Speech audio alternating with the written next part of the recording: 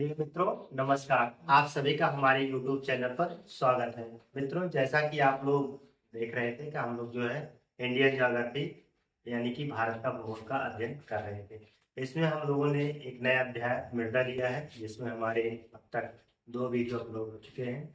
आज हम जो है भारत की मृदा वर्गीकरण पढ़ेंगे। ठीक है, तो भारत की मृदा को कितने भागों में बांटा गया है, आज हम सब इसी का अध्ययन करेंगे। तो भारतीय मृदा को जो है 8 वर्गों में जो है भारतीय कृषि अनुसंधान परिषद ने बांटा है। ठीक है, तो ICAR ने जो है इसको 8 वर्गों में जो है विभाजित किया है। ठीक है, तो आइए हम लोग जो है धीरे धीरे इन सभी वर्गों को जो बांटे गए हैं भारतीय मृदा को पढ़ते हैं। हालांकि ये एक वीडियो में पूरा नहीं होगा, इसको हमें 2 पार्ट में पूरा करना पड़ेगा। तो इसको पार्ट 1 आज देखेंगे, इसके बाद पार्ट 2 इसका कल देख लेंगे। ठीक है, तो हम लोग जो है भारत की मृदा का वर्गीकरण हम लोग पढ़ेंगे। हमारा जो अध्याय था तो मृदा ही है।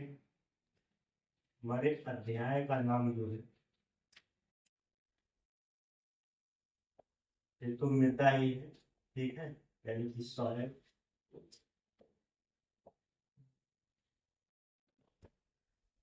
इसमें हम लिखेंगे भारत की मृदाओं का वर्गीकरण।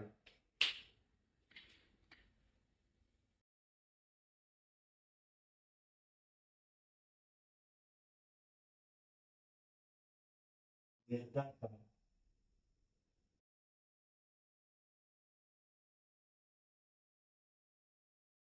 वर्गीकरण। ठीक, तो हम लोग जो है भारतीय मृदा का वर्गीकरण पढ़ेंगे। तो भारतीय कृषि अनुसंधान परिषद ने भारत की मृदा को 8 वर्गों में विभाजित किया है। ठीक है, इस पॉइंट को हम लोग यहाँ पे यूज करेंगे। भारतीय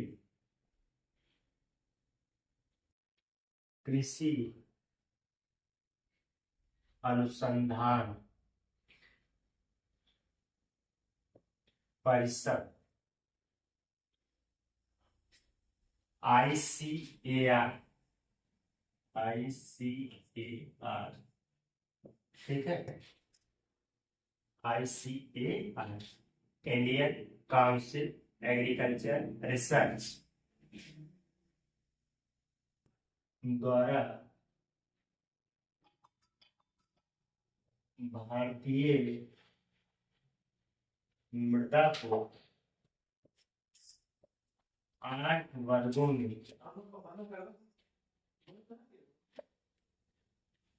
विभाजित किया गया है।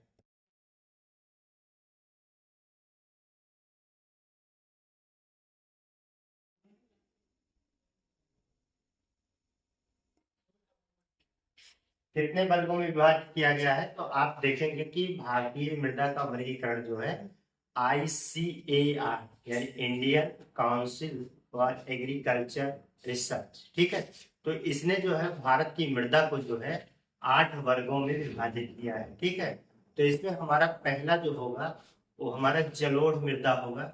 जलोढ़ मृदा को हम जो है कछारी मृदा, काप मृदा या दोमट मृदा आदि नामों से जानते हैं। ठीक है, तो आप देखेंगे जो हमारी दोमट मृदा या जलोढ़ मृदा है, जलोढ़ मृदा का निर्माण जो है उन नदी घाटियों में, ठीक है, या नदी घाटियों में या होगी या तो जो है इसके डेल्टाई प्रदेशों में होगी। ठीक, तो उत्तर की गंगा के मैदान में आप देखेंगे, गंगा के मैदान, ब्रह्मपुत्र मैदान यानी सिंधु सिंधु गंगा और ब्रह्मपुत्र, इन सभी नदियों में जो है इस सब का निर्माण हुआ है। यहाँ पर ज्यादातर जो है जलोढ़ मृदा का निर्माण हुआ है। हालांकि भारत के संपूर्ण क्षेत्रफल पर जो है 40% यानी कि सर्वाधिक जलोढ़ मृदा पाई जाती है। ठीक है, जो लगभग 15 लाख वर्ग किलोमीटर में विस्तृत है। हालांकि ये जो है आप देखेंगे गोदावरी, कृष्णा, कावेरी, इन सबके डेल्टाई प्रदेशों में भी जलोढ़ मृदा पाई जाती है। यहाँ तक कि केरल के तटीय भागों में भी जलोढ़ मृदा का विस्तार है। ठीक है, तो कुल मिला के आप देखेंगे कि ये भारत में सर्वाधिक विस्तृत क्षेत्र में पाई जाती है। ठीक, जलोढ़ मृदा। जलोढ़ मृदा का निर्माण कहाँ से हुआ? जलोढ़ मृदा का निर्माण जो है ये नदियों के द्वारा लाए गए अवसादों से के निक्षेपण से जो है इनका निर्माण होता है। ठीक है, तो यही सब हम पॉइंट करके लिख लेंगे। ये जो है आप देखेंगे इसमें ये चावल, ठीक है, गेहूं, कपास, ठीक, चावल, गेहूं, कपास, तिलहन, इस आदि प्रकार की खेती जो है इसमें की जाती है। ठीक है, तो आइए हम लोग इसको जो है पॉइंट वाइज करके लिख लेते हैं। ठीक, तो हमारी हेडिंग होगी पहली वाली नंबर 1। नंबर 1 आप लोग डाल देंगे जलोढ़ मृदा। जलोढ़ मृदा, ठीक है, इसी को अंग्रेजी में एलोवियल सॉइल कहते हैं। एलोवियल सॉइल, इसी को जो है आप लोग कह सकते हैं दोमट मृदा। दोमट मिट्टी या मृदा, ठीक है, इसी का नाम जो है कांप मृदा। इसी को कांप मृदा भी कहा जाता है। इसी का नाम जो है कछारी मृदा भी कह सकते हैं, कछारी। ठीक है, तो इतने इसके नाम है, इस नाम को जानते रहिए। यहाँ पर जो है आप यहाँ पे सबसे पहला पॉइंट यही लिखेंगे कि ये भारत के में सर्वाधिक क्षेत्रफल पर विस्तृत है। ठीक है, कितने क्षेत्रफल पर विस्तृत है? तो संपूर्ण क्षेत्रफल के जो है 40% भाग पर ये विस्तृत है, जो 15 लाख वर्ग किलोमीटर क्षेत्र को कवर करता है। ठीक है, यह भारत के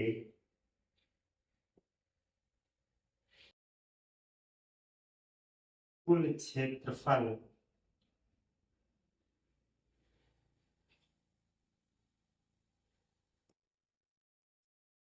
40% भाग पर विस्तृत है।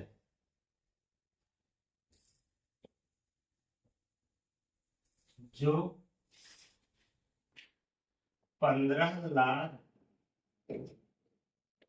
वर्ग किलोमीटर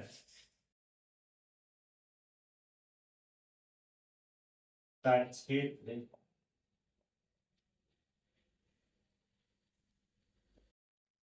में के क्षेत्र में लिख लीजिए, थोड़ा अच्छा लगेगा, के क्षेत्र में फैला। ठीक है, यह सर्वाधिक,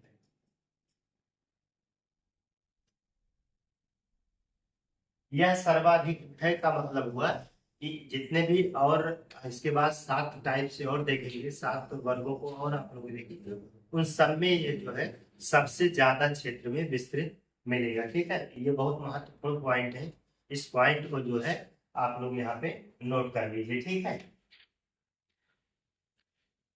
इसके बाद जो है हम यहाँ पर जो है दूसरा पॉइंट यहाँ दर्ज करेंगे। इसका निर्माण जो है कैसे होगा, तो ये देखेंगे आप जो है नदी की घाटियों, उत्तरी मैदान में जो है इसका निर्माण जो है ये निर्माण होने का मतलब है कि नदियों के द्वारा लाए गए अवसाद से जो है इसका निर्माण होता है। ठीक है, तो इस पॉइंट को लिखेंगे, उत्तरी मैदान भारत के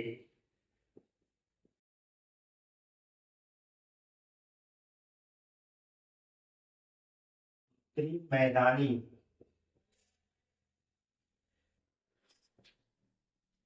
मैदानी भागों में तथा नदी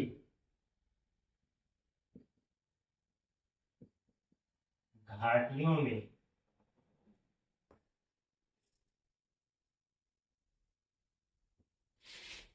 इसका विस्तार है।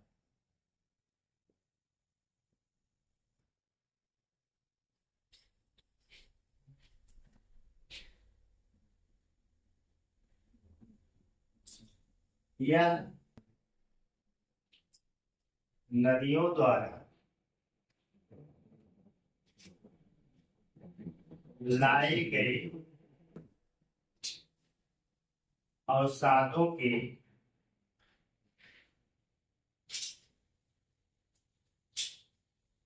निक्षेपण से निर्मित होता है, निर्मित होता है।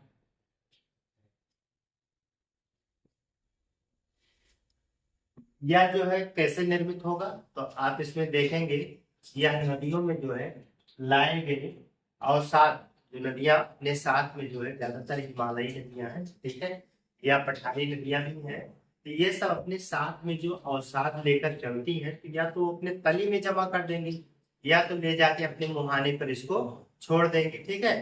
तो वहां पर जो है इसका एक पाटा पूरा विस्तृत हो जाता है।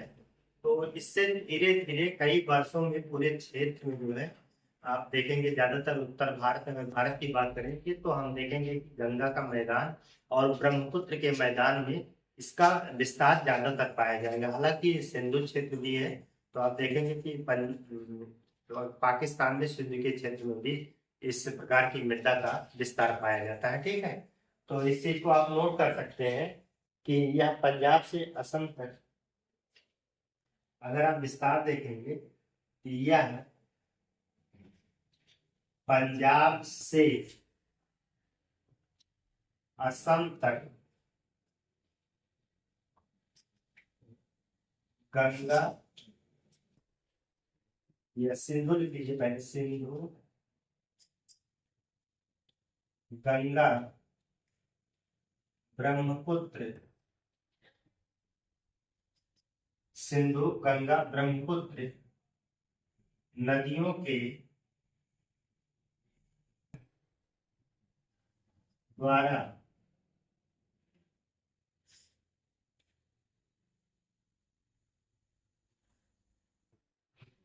लाए गए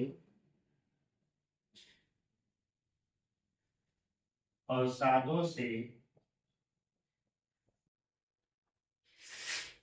एक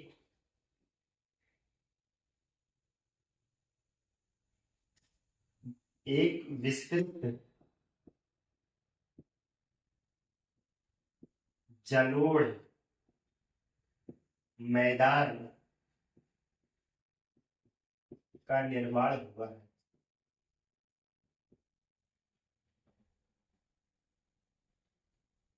इसके अतिरिक्त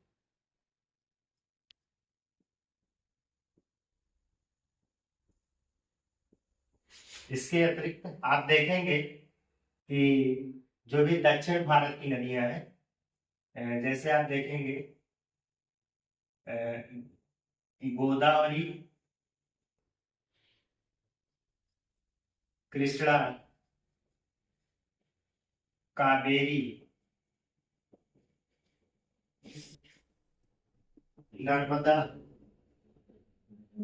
एवं ताप्ती आदि नदियों की घाटियों एवं डेल्टाई क्षेत्रों में भी इसका विस्तार है। इसका विस्तार, इस बात को बहुत कायदे से आप समझिए, ठीक है। जलोढ़ मृदा का मतलब होता है कि नदियों द्वारा बहाकर लाई गई मृदा, ठीक है। तो नदियां अपने साथ में जो भी अवसाद, गाद, ये सब बालू, ठीक है, मिट्टी के कण, जो कुछ अपने साथ बहाकर लाती हैं, वो धीरे धीरे अपनी तली और अपने अपवाह क्षेत्रों में उसको क्या कर देती हैं, बिछा देती हैं, विस्तृत कर देती हैं। तो अपने तली में, अपनी घाटियों में भी इस चीज का वो विस्तार करती है, साथ ही साथ अपने मुहानों पर यानी कि डेल्टाई क्षेत्रों में भी उनको विस्तृत कर देती है। तो इससे जो क्षेत्र बनता है, ये पूरी तरीके से जो है जलोढ़ मृदा का भाग इसके अंतर्गत शामिल हो जाए, सभी जलोढ़ मृदा हो जाएंगे, ठीक है। तभी तो भारत में देखेंगे कि ये सर्वाधिक क्षेत्र विस्तृत है। तो आप देख लीजिए पूरा सिंधु का मैदान, ठीक है, सिंधु नदी का पूरा बेसिन क्षेत्र, इसके बाद गंगा का पूरा बेसिन क्षेत्र, इसके बाद आप देखिए ब्रह्मपुत्र का, और फिर दक्षिण भारत की जो नदियां हैं जैसे गोदावरी, कृष्णा, कावेरी, इस इधर देखेंगे पश्चिम की तरफ जो नदियां नर्मदा, ताप्ती, ये सभी नदियां जो है इस जलोढ़ मैदान को बनाने में अपनी योगदान देती है। ठीक है, तो इतना आप लोग नोट कर लीजिए, इसके बाद हम और पॉइंट्स इसमें नोट करते हैं।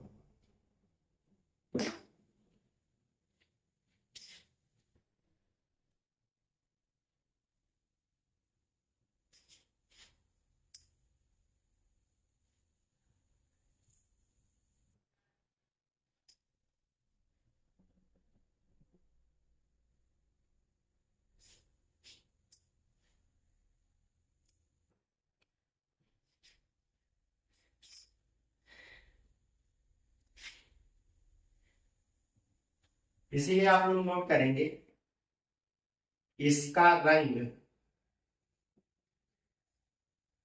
हल्के धूसर या राख धूसर, राख धूसर जैसा होता है।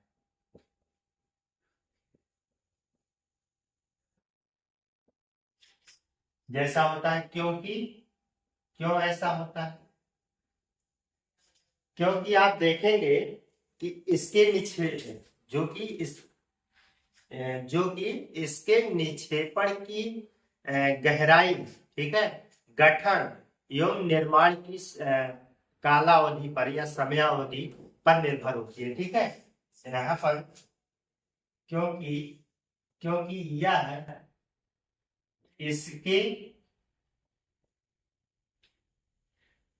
निक्षेपण की गहराई, निक्षेपण की गहराई,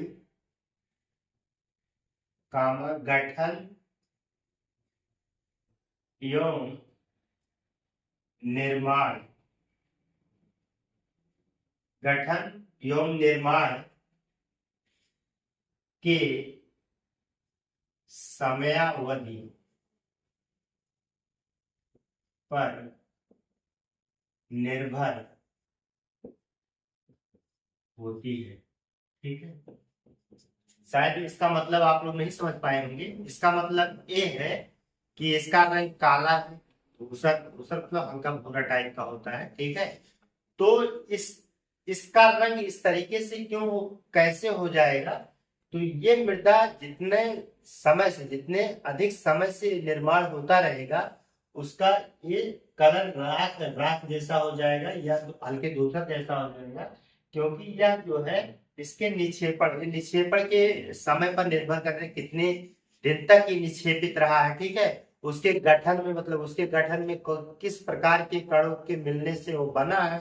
ठीक है, इसके बाद आप देखेंगे कि निर्माण, निर्माण की प्रोसेस है ये है। ठीक है, तो इस चीज को आप समझ गए होंगे कि ये समयावधि, ये अचानक जो है मृदा का निर्माण तो होता नहीं है, धीरे धीरे परत दर परत दर परत दर जमती जाएगी, और एक दिन जो है आप देखेंगे गंगा के मैदान में जो है 2000 मीटर तक की जो मोटाई में जो है इस प्रकार की मृदा पाई जाती है। जैसे कि हमने एक देखा था, कल की वीडियो में देखा था कि परिच्छेदिका, ठीक है, यहाँ पर आप परिच्छेदिका मिलेगी ही नहीं। ठीक है, यहाँ पे सामान्यतः परिच्छेदिकाएं नहीं पाई जाती।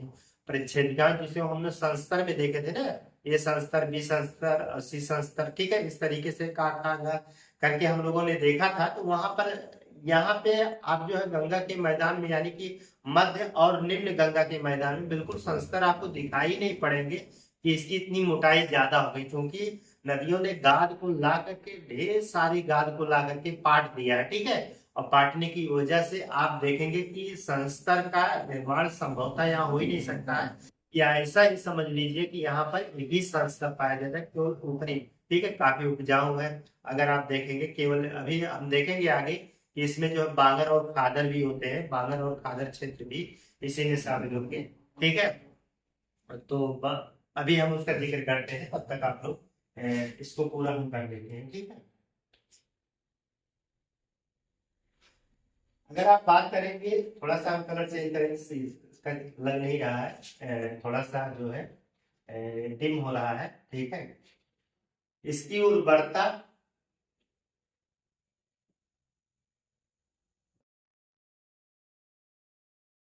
अधिक होती है,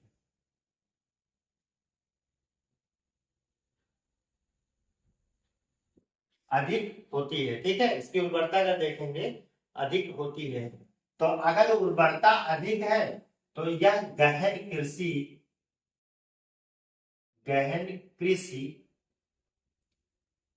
के लिए उचित है, ठीक है, उचित है। वो छोटा छोटा पॉइंट करके हम लोग नोट कर रहे हैं। कहने का मतलब ये बहुत उर्वर मिट्टी होती है, ये मिट्टी जो है काफी उर्वर होती है। अगर उर्वर है तो इसमें आप जो है बहुत गहन कृषि, मतलब कृषि अत्यधिक मात्रा में आप जो है कर सकते हैं, ठीक है। करना इसमें उचित होता है। और जहाँ पे ज्यादा कृषि या मिट्टी जहाँ की अच्छा होगी, वहां पे जल घनत्व भी इस कारण जो है, इस कारण इस क्षेत्र में आप देखेंगे, क्षेत्र में जल घनत्व अधिक होगा, जल घनत्व अधिक होता है, ऐसा होता। भाई जाहिर सी बात है कि अगर मिट्टी अच्छी है, कृषि अच्छी मिल रही है, जलवायु वहां का फिट है, तो इस ऐसे क्षेत्रों में लोग रहना पसंद करेंगे। यही कारण है कि उत्तर प्रदेश, क्योंकि उत्तर प्रदेश में आप देखते हैं कि गंगा नदी एकदम बीचों बीच से आप देख रहे जा रही, गंगा नदी है। और बिहार भी देखेंगे, बिहार में भी, तो इन सभी क्षेत्रों में जो है अधिक जनसंख्या निवास करती है, क्योंकि यहाँ कृषि जो है बड़े पैमाने पे की जाती है। कृषि योग्य भूमि उपलब्ध है, ठीक है। और उस भूमि में जो है जलोढ़ प्रकार की मृदा पाई जाती है, ठीक है, जो कृषि के लिए उपयुक्त मानी जाती है, ठीक। तो इतने पॉइंट इधर आप लोग नोट करेंगे। इस प्रकार की मृदा में आप देखेंगे कि पोटास और चूने की तो अधिकता होती है, ठीक है।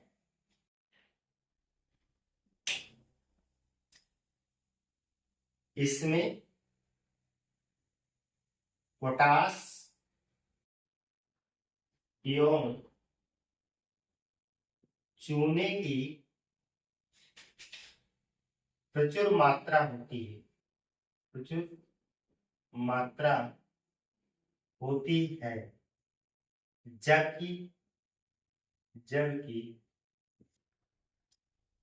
नाइट्रोजन,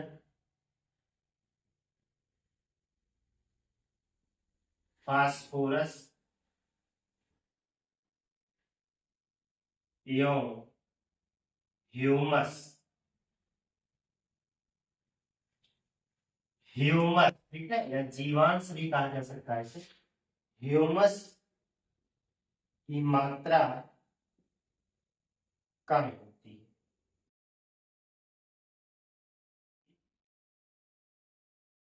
ह्यूमस की मात्रा क्या होती है, कम होती है। तो भारत की मृदा की आप जो है एक मोटा मोटा ये समझ लीजिए कि भारत के जितने भी मृदाएं आपको मिलेंगे, उन सभी में जो है नाइट्रोजन, फास्फोरस और ह्यूमस की कमी रहेगी, ठीक है। तो इस चीज को आप जो है मोटा मोटा हमेशा याद करके चलिए कि भारत की मृदा की एक महत्वपूर्ण ये विशेषता, नहीं कहेंगे की विशेषता है, लेकिन एक कमजोरी हमारी है कि यहाँ की मृदा में जो है ये क्या कहेंगे, ये चीज हम नाइट्रोजन, फास्फोरस और ह्यूमस प्राय होता है, लेकिन इसकी कमी होती है, ठीक है, कमी कम मात्रा में पाई जाती है, ठीक है। इस बात को आप लोग समझते रहिएगा। इसके बाद जो है आप देखेंगे इसमें पैदावारी के लिए क्या क्या इसमें पैदा कर सकते हैं, या चावल,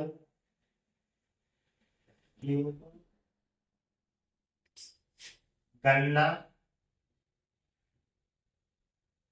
चावल, गेहूं, गन्ना, कपास,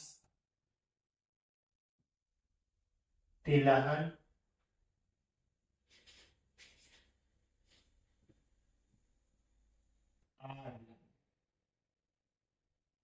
के उत्पादन हेतु उपयुक्त उपयुक्त होती है। ठीक है, मतलब इस प्रकार की मिट्टी में इन सभी चीजों का उत्पादन किया जा सकता है। ठीक है, इस प्रकार की मृदा में आप देखेंगे इन सभी का जो है आप इसमें उत्पादन कर सकते हैं। तो इतना आप लोग जो है इसका स्क्रीनशॉट ले लीजिए, फिर इससे संबंधित हम एक दो पॉइंट और आप लोगों को बताते हैं। ठीक है,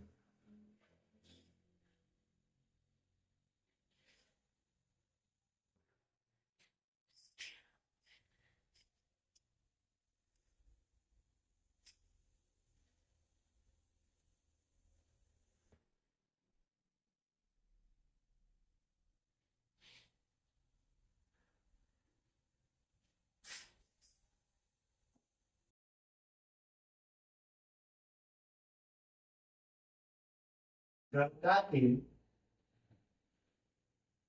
ऊपरी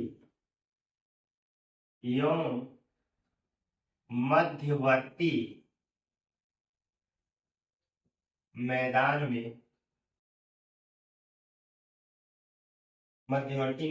में बांगर बांगर यानी कि पुरानी जलोढ़ मृदा, जबकि निम्न एवं मध्य भाग में खादर नवीन जलोढ़ मृदा का विस्तार है।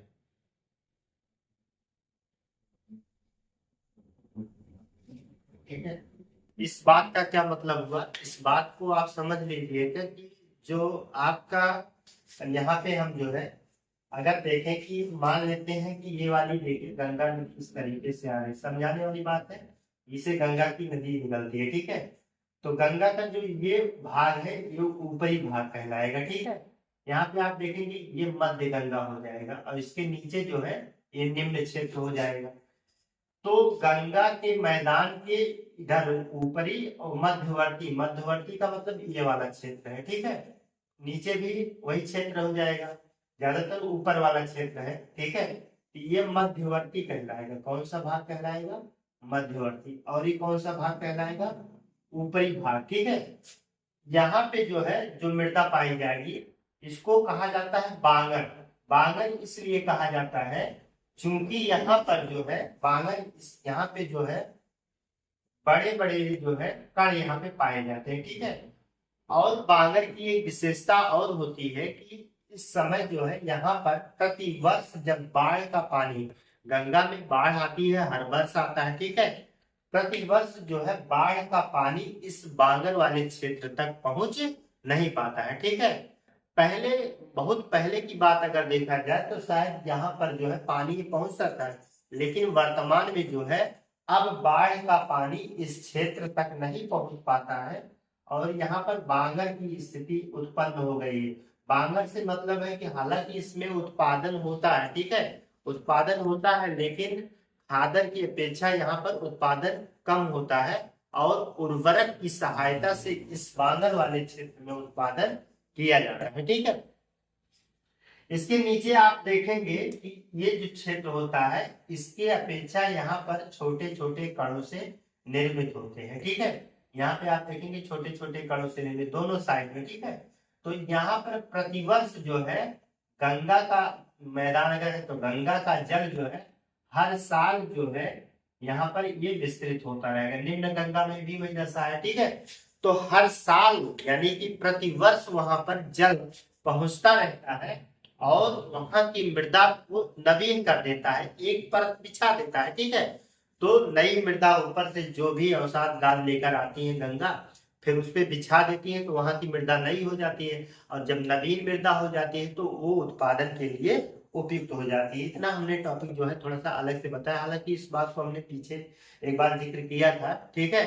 तो इस चीज को आप जानते रहिए। बांगर का मतलब पुरानी जलोढ़ मृदा है, बहुत पहले की है, ठीक है। अब वहां पे जो है गंगा का पानी प्रतिवर्ष नहीं पहुंचता है, वहां पर बड़े बड़े कंकड़ पत्थर, ठीक है, कैल्शियम कार्बोनेट ये सब पाए जाते हैं, जिसमें जो है नवीन या खादर की अपेक्षा जो है उत्पादन कम होता है, ठीक है। और नवीन वाले में ज्यादा उत्पादन, ज्यादा उर्वरता इस मिट्टी की ज्यादा होती है, ठीक है।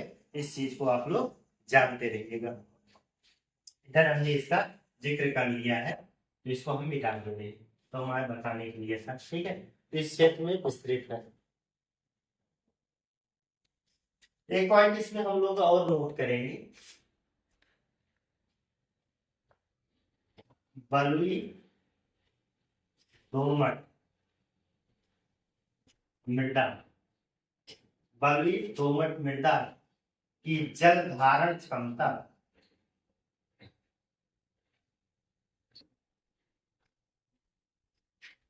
कम होती है, कम, जबकि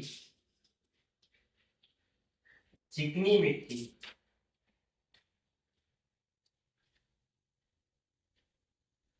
की जल धारण क्षमता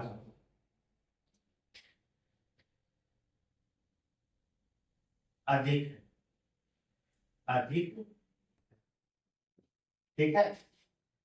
तो इस चीज को आप लोग समझ गए होंगे कि जल धारण की क्षमता अधिक है चिकनी मृदा पे, ठीक है। थोड़ा सा पानी पी लेते हैं हम लोग। तो इतनी बातों को आप लोगों ने समझ लिया। तो जलोढ़ मृदा के अंतर्गत हमने जितने भी पॉइंट्स यहाँ पे नोट कराए हैं, आप लोग उसको भली बात देख लिए होंगे। थोड़ा सा आइए इसको हम मैप पे देख लेते हैं, ठीक है। मैप पे हम आपको इसको बता देते हैं, मैप बता देते हैं, वहां पे हम इसका विस्तार आप लोगों को दिखा देते हैं, कहाँ पे इसका विस्तार है, ठीक है। इसको हम मिटा दे रहे हैं।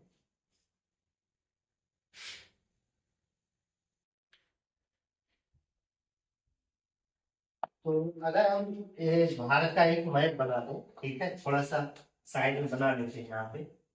अ, छोटा सा बनाएंगे, बहुत बड़ा नहीं बनाएंगे, केवल समझाना है। पहले यहाँ से बना लेते हैं।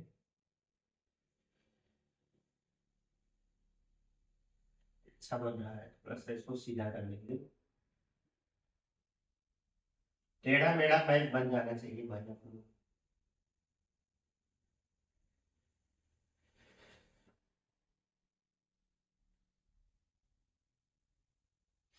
इस तरीके से एक इंडिया का मैप, रफली मैप जो है आप लोग बना लेंगे, ठीक है।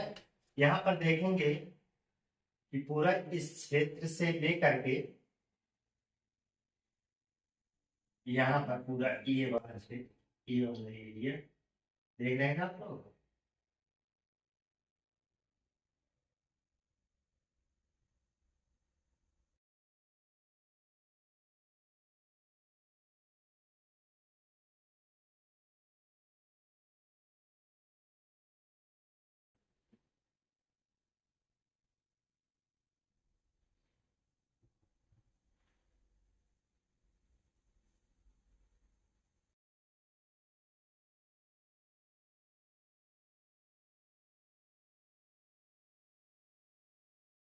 थोड़ा सा यहाँ पर है,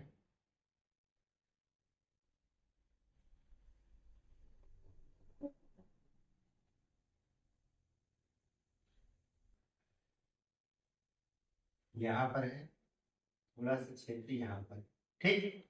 यहाँ पे हालांकि बीच में दूसरा स्थान और भी है, इसको हम थोड़ा ब्लैक कर दे रहे हैं। अलग प्रकार की मृदा पाई जाती है, ठीक है। तो आप देखेंगे जो है इस एरिया को, यहाँ पर जो है ये पूरा क्षेत्र जो है, थोड़ा सा यहाँ पर भी हम लोग जो है अलग से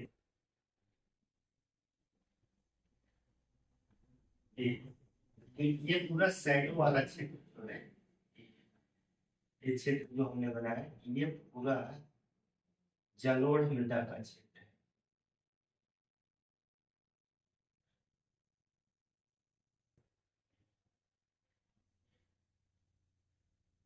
ठीक है। तो ये जो है आप देख रहे हैं, ये पूरा जलोढ़ मृदा का क्षेत्र है। तो आप देख रहे हैं गंगा का मैदान है ना, तो गंगा का मैदान, इधर ब्रह्मपुत्र का मैदान, यहाँ हमने बताया है कि कृष्णा, कावेरी और गोदावरी, ठीक है, गोदावरी, कृष्णा, कावेरी, इन नदियों का डेल्टाई क्षेत्र हो जाएगा। ये जो है केरल का थोड़ा सा तटीय क्षेत्र है यहाँ पर। और फिर ये देखेंगे आप जो है गुजरात के क्षेत्र में भी थोड़ा सा जो है आपको ये जलोढ़ मृदा वाला क्षेत्र मिलेगा, ठीक है। तो इस चीज को आप लोग नोट कर लीजिएगा, थोड़ा सा मैपिंग के माध्यम से बता दीजिएगा, ताकि आप लोगों को पता रहे कि जलोढ़ मृदा का विस्तार कहाँ पे है, ठीक है। अब हम जो है इसी में जो है नेक्स्ट हम लोग डालेंगे काली मृदा, ठीक है। सेकंड वाला जो पढ़ेंगे वो काली मृदा पढ़ेंगे। ये सब जलोढ़ मृदा है, सब हम यहाँ पे नोट कर लेंगे। जलोढ़, जलोढ़ मृदा, ठीक है, जलोढ़ मृदा। तो जलोढ़ मृदा का विस्तार अगर आप देखेंगे तो आप देख सकते हैं कि यहाँ पर जो है पंजाब है, ठीक है, हरियाणा है, उत्तर प्रदेश है, बिहार है, ठीक है, पश्चिम बंगाल है, आप देखेंगे असम में भी है, ठीक है। यहाँ पर जो है गोदावरी, कृष्णा, कावेरी, ठीक है, गुजरात में इस जलोढ़ मृदा का विस्तार पाया जाता है, ठीक है। तो हालांकि ये सब नहीं पूछा जाएगा, थोड़ा सा हम जो है लोकेट कर दिए हैं आप लोगों को, इस बात को आप लोगों को जानना चाहिए, ठीक है। अब यहीं पर देखेंगे, थोड़ा सा हम आपको और बता दें, यहाँ पर ये पूरा क्षेत्र,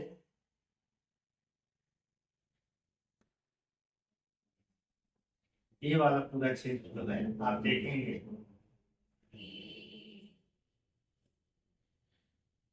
काली मृदा का विस्तार है, ठीक है, काली मृदा। यहाँ पर जो है एक काली मृदा का विस्तार हो जाएगा, ठीक। तो इस चीज को हम लोग अगली हेडिंग में लिखेंगे, काली मृदा,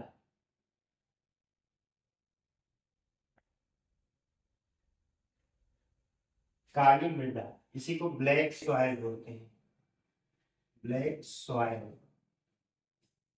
ठीक है।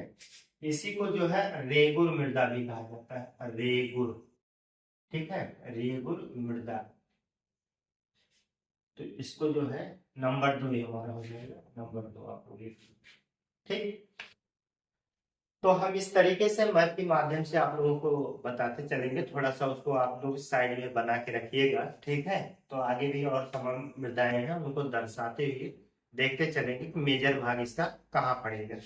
तो आप देखेंगे कि अब हम लोग काली मृदा से संबंधित चीजों को पढ़ने चल रहे हैं। तो काली मृदा, ठीक है, तो काली मृदा का क्षेत्र जो है इसका निर्माण कैसे होता है। तो काली मृदा का निर्माण जो होता है, ये ज्वालामुखी की क्रिया से जो लावा निकलता है, तो ऊपर बेसाल्टिक चट्टानें आ जाती हैं, और उन बेसाल्टिक चट्टानों के टूटने फूटने या अपक्षय से जो है इस प्रकार की मृदा का निर्माण होता है। ऐसी मृदा अगर भारत में देखें तो कहाँ पर देखी जा सकती है। हालांकि ये देखेंगे तो परसेंटेज के हिसाब से दूसरे नंबर पे है, पहले पे जलोढ़ है, दूसरे पे काली मृदा है, ठीक है। तो अगर आप देखेंगे कि ये जो है विस्तार इसका कहाँ है, तो आप जो है दक्कन ट्रैक पर इसका विस्तार देख सकते हैं, ठीक है। दक्कन ट्रैक, मालवा के पठार पे जो है इस मृदा का पर्याप्त विस्तार पाया जाता है, ठीक है। तो इसी पॉइंट को हम लोग नोट करेंगे, तो इसको लिखेंगे, इसका निर्माण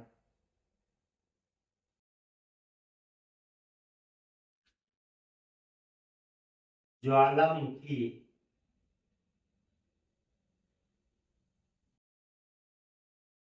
के विस्फोट, विस्फोट से उत्पन्न लावा के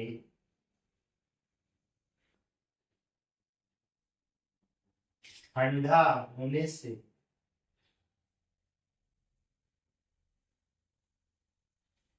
बेसाल्ट चट्टानों के, चट्टानों के अपक्षय, अपक्षय का मतलब होता है टूटना फूटना, ब्रैकेट में लिख सकते हैं, टूटना फूटना अक्षय से निर्मित होता है।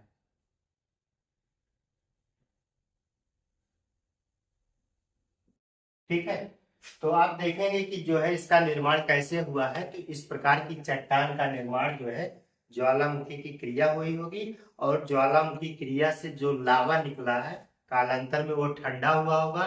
ठंडा होकर के वहां बेसाल्टिक चट्टानें बनी होंगी, और फिर बेसाल्टिक चट्टानें की ऊपरी परत धीरे धीरे अपक्षयित होकर के, अपर्दित होकर के, ठीक है, टूट फूट करके फिर वो धीरे धीरे भुरभुरी होकर के ऊपर इस प्रकार की मृदा का निर्माण हुआ होगा। ठीक है, तो इस प्रकार की मृदा की क्या विशेषता है। इस प्रकार की मृदा जो होती है वो नमी को अत्यधिक धारण करती है।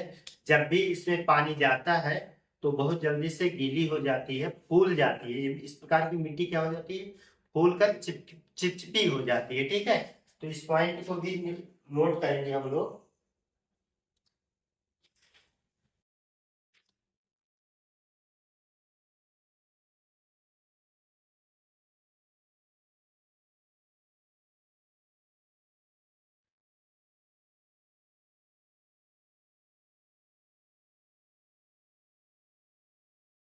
इस प्रकार की मृदा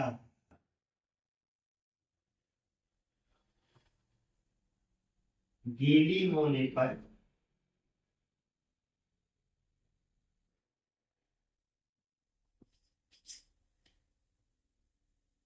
चिपचिपा चिपचिपी, ऐसा भी चिपचिपी हो जाती है, चिपचिपी हो जाती है तथा सूखने पर सिकुड़ जाती है, सिकुड़ जाती है। सूखने पे क्या हो जाती है, सिकुड़ जाती है। इसमें दरारें पड़ जाती है, सिकुड़ती है, उसमें दरारें पड़ जाती है। ठीक है, दरारें पड़ जाती हैं। ऐसा प्रतीत होता है, ऐसा प्रतीत होता है कि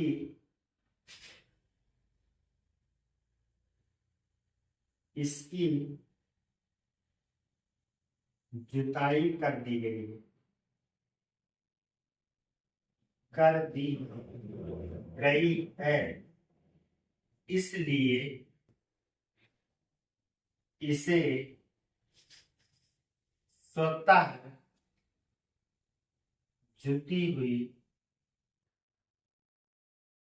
मृदा भी कहा जाता है।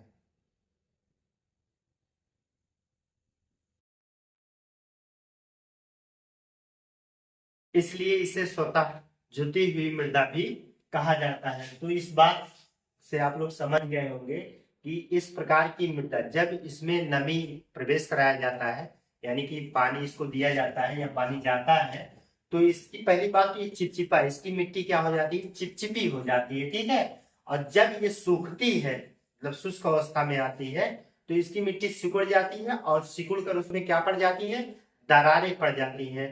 और दरारें वो ऐसी प्रतीत होती हैं जैसे कि इस मिट्टी को किसी ने जो है हल से जुताई कर दिया है। तो ये सब स्वयं होता है, इसलिए इस प्रकार की मृदा को जो है स्वतः जुती हुई मृदा भी कहा जाता है। ठीक है, तो अब ऐसी मृदा पाई कहाँ जाती है, तो आप देखेंगे कि दक्कन के ट्रैप और मालवा के पठार पर इस मृदा का बहुत ज्यादा विस्तार है। ठीक है, और दक्कन के ट्रैप का मतलब यहाँ पर जो है आप देखेंगे कि महाराष्ट्र की उत्तर पश्चिम सिरे पर, हालांकि इसका विस्तार यहाँ पर भी है। अगर ये वाला क्षेत्र आप देखेंगे तो यहाँ पर भी इस चीज का विस्तार है।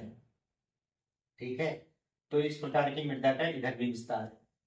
तो यहाँ पर जो है देखेंगे कि इसका विस्तार यहाँ पर दक्कन ट्रैप है, वो भी इस दक्कन ट्रैक के उत्तर पश्चिम वाले क्षेत्र पर। मतलब आप देखेंगे कि यहीं से नदी निकल रही है। कौन सी नदी निकल रही है? तो गोदावरी नदी, गोदावरी कृष्णा, ठीक है। गोदावरी और कृष्णा के ऊपरी भागों पर जो है इस मिट्टी का विस्तार पाया जाता है, ठीक है। तो इस पॉइंट को जो है हम लोग नोट करेंगे। हालांकि जो है इसको आप लोग इतना नोट कर लीजिए, फिर इसके बाद हम लोग लिखते हैं।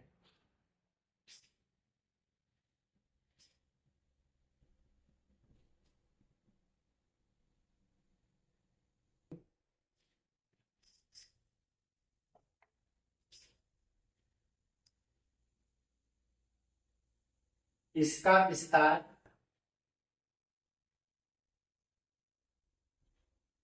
दक्कन ट्रैक एवं मालवा की पठार पर है। इसका विस्तार देखेंगे आप, दक्कन के ट्रैक और मालवा के पठार पर है। इस चीज को आप लोग जान लीजिए, ठीक है। इसमें जो होता है, इसमें लोहा, इसमें लोहा, चूना, कैल्शियम कार्बोनेट,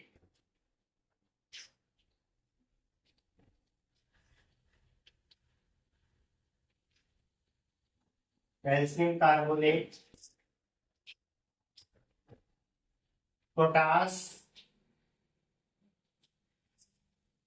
एल्यूमिनियम,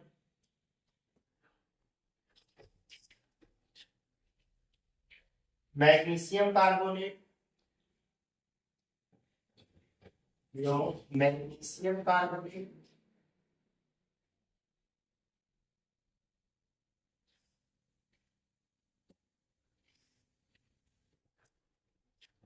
प्रचुर मात्रा में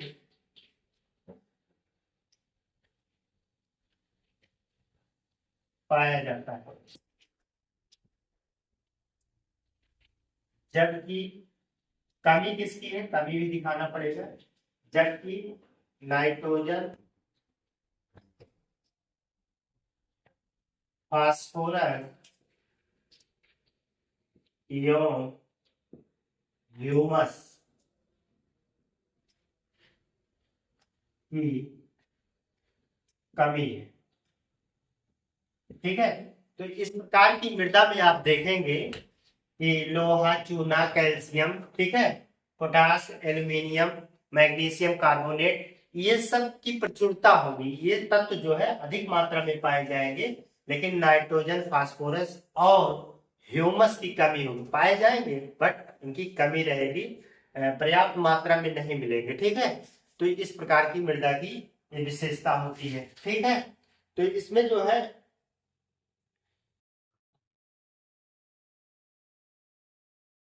इस मिट्टी को जो है देखेंगे आप लोग, जो है काली मिट्टी कहा गया है, ठीक है। क्योंकि आप जानते हैं कि मिट्टी का निर्माण जो है ज्वालामुखी क्रिया से हुआ है, तो वहां पे राख भी ही था, राख काली होती है, ठीक है। तो काले, लेकिन इसकी रंग काला क्यों है? इस जो है टिटेनी फेरस के कारण इसका जो है रंग काला होता है। इस पॉइंट को आप लोग यहाँ पे नोट कर लीजिए। इस मिट्टी का रंग काला, इस मिट्टी का रंग काला टिटेनीफेरस मैग्नेटाइट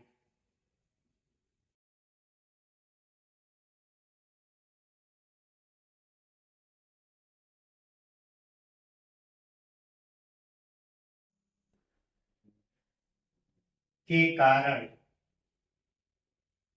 होती है, ठीक है। मैग्नेटाइट के कारण होती है, ठीक।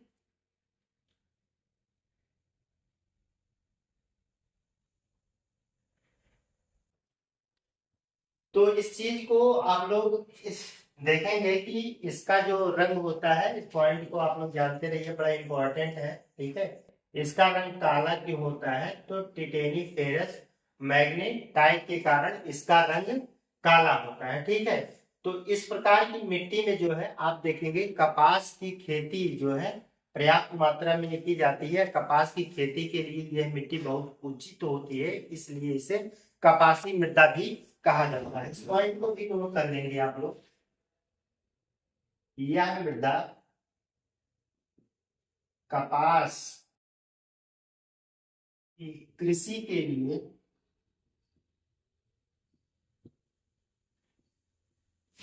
उपयुक्त उचित है, इसलिए इसे कपासी मृदा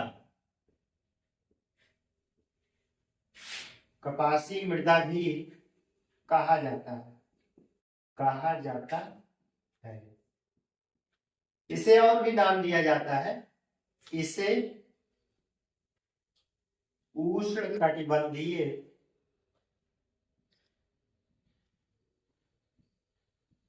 चेरनोजम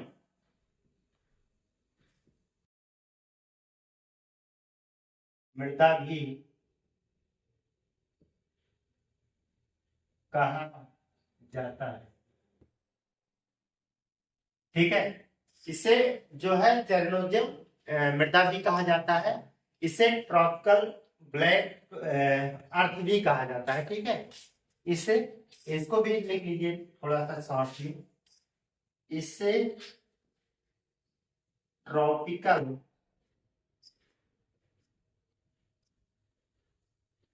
ब्लैक अर्थ भी कहा जाता है। ठीक है, तो इतने इसके सारे नाम थे। तो बहुत सारे इस काली मृदा के बहुत सारे नाम हैं। जैसे काली मिट्टी इसका नाम है, ये है रेगुर मिट्टी आप कह सकते हैं। इसे स्वतः जुती हुई मृदा भी कहा जाता है। इसे उष्णकटिबंधीय चेरनोजम मृदा भी कहा जाता है। इसे ट्रॉपिकल ब्लैक अर्थ भी इसका नाम है। तो इसके बहुत सारे नाम हैं, इन नाम से भी प्रश्न पूछे जाते हैं, इसलिए जो है आप लोग ध्यान पूर्वक इन सभी का नाम देखेंगे और उन सारे प्रश्नों का उत्तर जो है इसके माध्यम से आप लोग देने का प्रयास करेंगे। ठीक है, तो फिलहाल आज हम लोग जो है दो प्रकार की मृदा का ही जिक्र कर सके। एक तो हमारा जलोढ़ मृदा था, दूसरा काली मृदा थी। ठीक है, अब शेष जो है हम इसका पार्ट 2 ले आएंगे और उसमें आप लोगों को बताएंगे। ठीक है, तो हम नेक्स्ट डे एक बेहतर क्लास के साथ मिलते हैं। तब तक के लिए धन्यवाद। जय हिंद।